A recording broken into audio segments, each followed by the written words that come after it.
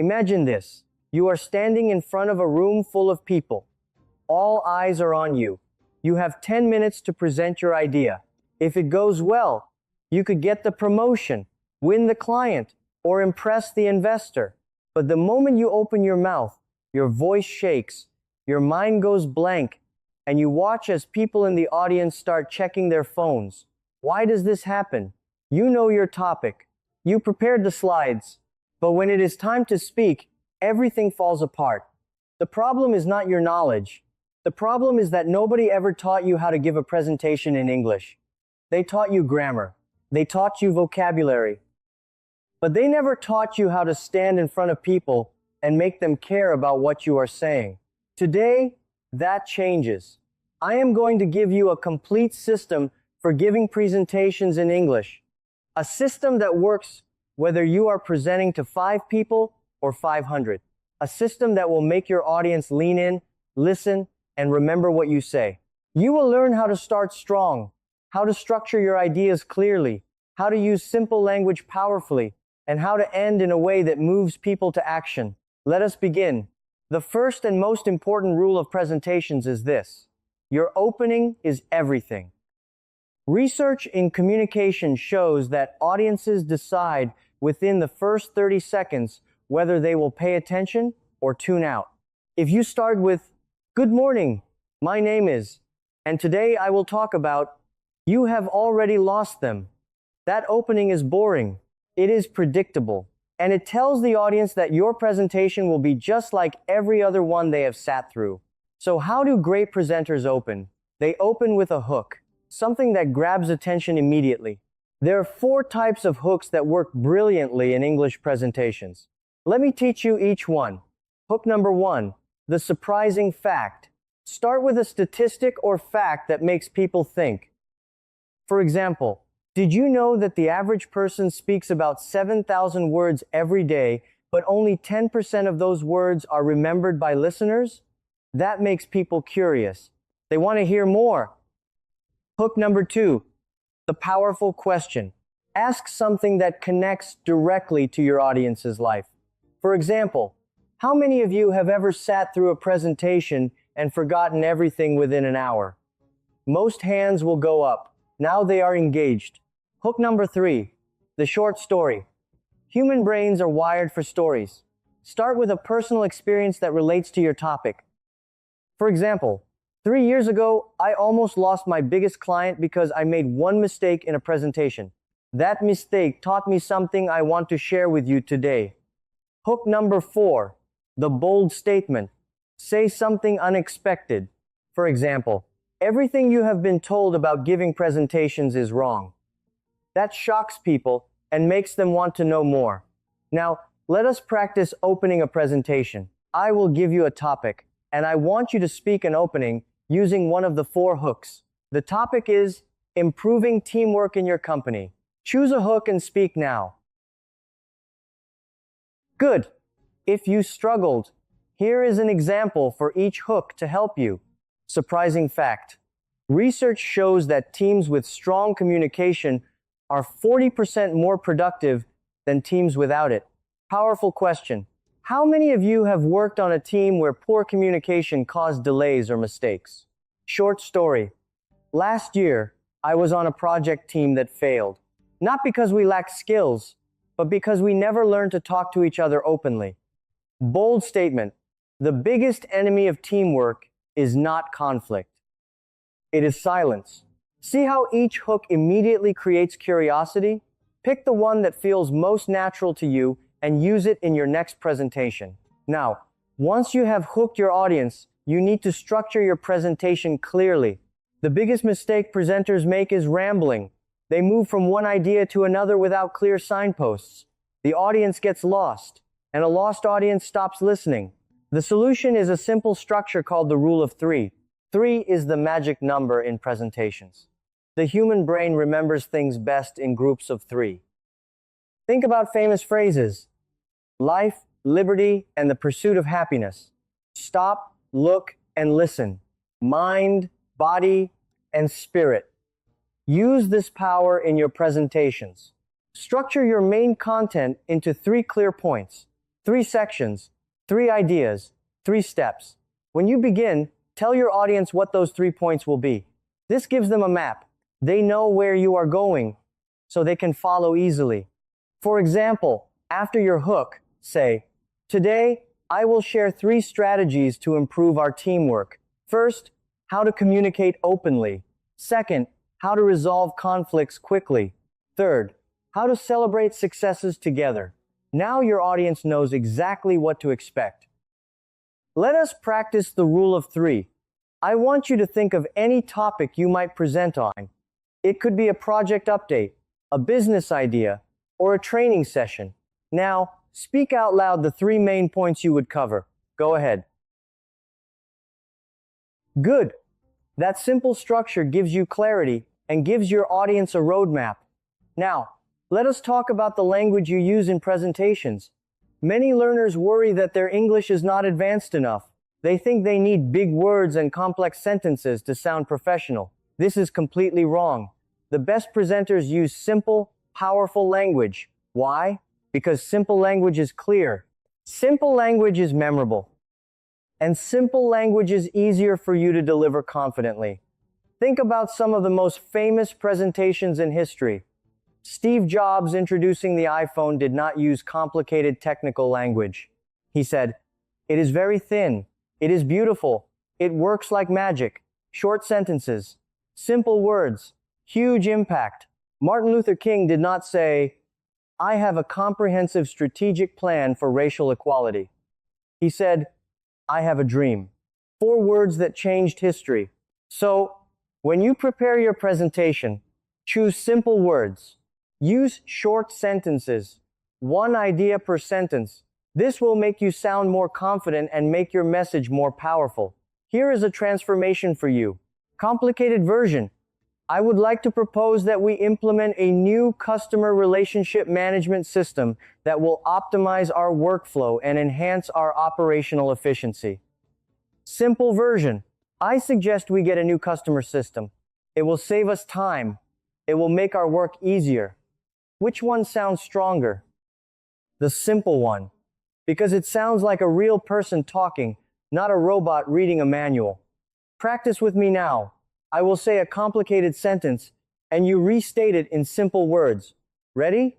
It is imperative that we facilitate a paradigm shift in our organizational culture. Now, you make it simple. Speak. A simple version could be, "We need to change the way we work together." See how much clearer that is? Always choose simple words over complex ones. Now, let us move to a part of presentations that terrifies many people. Handling questions. What if someone asks you something you do not understand? What if you do not know the answer? What if the question is critical or aggressive? These fears keep people awake at night before a presentation. But you can learn a simple system to handle any question with grace. First, when you receive a question, take a moment, pause, breathe. Do not rush to answer. This pause shows confidence. Second, if you do not understand the question, use a polite phrase to ask for repetition. Say, "Could you please repeat that?" Or, "Just to make sure I understood, could you rephrase the question?" This is professional and completely acceptable. Third, if you do not know the answer, admit it honestly. Say, "That is a great question. I do not have the answer right now, but I will find out and get back to you." This builds trust. People respect honesty more than fake confidence. Fourth, if the question is critical, stay calm. Thank the person for their perspective and bridge to your key message. Say, "I appreciate that concern. What I can tell you is that we have considered this carefully, and our approach addresses it in 3 ways." Let us practice handling a difficult question. I will ask you something challenging, and you respond using the system. Ready? "I don't think your idea will work. It costs too much and takes too long. Your turn." A good response could be, "Thank you for sharing that concern. The cost is an investment that will pay back within 6 months. And while the timeline seems long, we have built-in milestones to track progress. I am happy to share the detailed numbers after this presentation. See how calm and professional that sounds? You did not get defensive. You acknowledged the concern and provided a clear response. Now, let us talk about body language. Your words matter, but how you stand, move, and use your hands also speaks volumes. Research suggests that over half of communication is nonverbal. Your posture, eye contact, and gestures can either support your message or undermine it. Here are 3 simple rules for confident body language. Rule 1, stand tall. Feet shoulder width apart, shoulders back but relaxed. Do not lean on the podium or cross your arms. A strong stance tells your audience that you are comfortable and in control. Rule 2, make eye contact. Look at different people in the room, not just one person, and not just your slides. Hold eye contact for about 3 seconds per person. This builds connection. Rule 3, use your hands purposefully. Do not let them hang limply or fidget with a pen. Use open palm gestures when explaining ideas. When making a key point, bring your hands together firmly. These gestures reinforce your words. Let us practice body language now. Stand up if you can. Place your feet firmly. Put your shoulders back. Now, say this sentence with open hand gestures. I believe in this idea, and I believe in our team to make it happen. Did you feel more powerful? Body language is not just for the audience. It also changes how you feel. Standing strong makes you feel strong, and feeling strong makes you speak strong. Now, we come to the most important part of any presentation, the ending. Many presenters end weakly. They say, "So yeah, that is all I have. Any questions?" This ending destroys all the good work you did before. It sounds unsure. It sounds apologetic. And it leaves no lasting impression. A powerful ending has 3 parts. Part 1. Summarize your key message. Remind the audience of your 3 points briefly. Today, I shared 3 strategies: open communication, quick conflict resolution, and celebrating success together. Part 2. Give a clear call to action. Tell the audience exactly what you want them to do next. I ask each of you to try one of these strategies in your team this week. Choose one and practice it. Part 3. End with a memorable closing statement. This could be a quote, a vision, or a return to your opening hook. Remember, a team that communicates well does not just work together, they grow together. Let us be that team. Let us practice a full ending together. I will start the sentences, and you complete them with your own words. Imagine you just gave a presentation about improving customer service. My 3 key points today were: first, listen to the customer. Second, solve the problem quickly. Third, my call to action is, I want you to. My closing thought is, when we serve our customers well. Excellent. That structure gives you a strong, confident ending every time. Now, let us put everything together. I am going to give you a complete presentation framework. For your next presentation, use this structure. Opening. Start with a hook. Choose from the 4 types: surprising fact, powerful question, short story, or bold statement. Structure. Announce your 3 main points clearly. Body. Explain each point using simple language and short sentences. Add 1 example or story per point to make it memorable. Questions. Pause, listen, and respond calmly using the system we practiced. Ending. Summarize, give a call to action, and close with a memorable statement. This framework works for any presentation: a project update, a sales pitch, a training session, a keynote speech. The content changes, but the structure stays the same. And when you have a reliable structure, your confidence grows. You are not improvising, you are following a proven map. Now, let us do a complete run-through. I will give you a scenario, and you will deliver a short presentation using the framework. The scenario: You are presenting to your team about why you should adopt a new software tool. Use the structure. Hook, 3 points. Simple language, strong ending. Speak now. If you need help, here is a sample. Hook, how many hours did we waste last month on manual data entry? 3 points. This new tool will save us time, reduce errors, and make reporting easier. Body with simple language. First, it saves time. Instead of typing data, we upload files with one click. Second, it reduces errors. The tool checks for mistakes automatically. Third, it makes reporting easier. Reports are ready in seconds, not hours. Ending. I ask you to try this tool for 1 week. If it does not save you time, we will look at other options. But I believe this will make our work better and faster. Let us try it. That was clear, simple, and persuasive. That is the power of the framework. Now, I want to address something that holds many people back: the fear of presenting in English. If your heart races and your palms sweat at the thought of standing up to present, you are not alone. This fear is common even among native speakers. But the fear does not have to control you. Preparation is the antidote to fear. When you know your structure, when you have practiced your opening and ending, when you are familiar with your content, the fear shrinks. It may not disappear completely, but it becomes manageable. Here is a practical tip. Record yourself giving your presentation on your phone. Then listen back. You will notice things to improve. Maybe you speak too fast. Maybe you say too often. Maybe your voice is too quiet. That is okay. Each recording is a chance to improve. Do it 3 times before the real presentation. By the 3rd time, you will feel much more confident. Let us practice this now. Take 1 minute and record yourself explaining why you love your favorite hobby. Speak naturally. I will wait.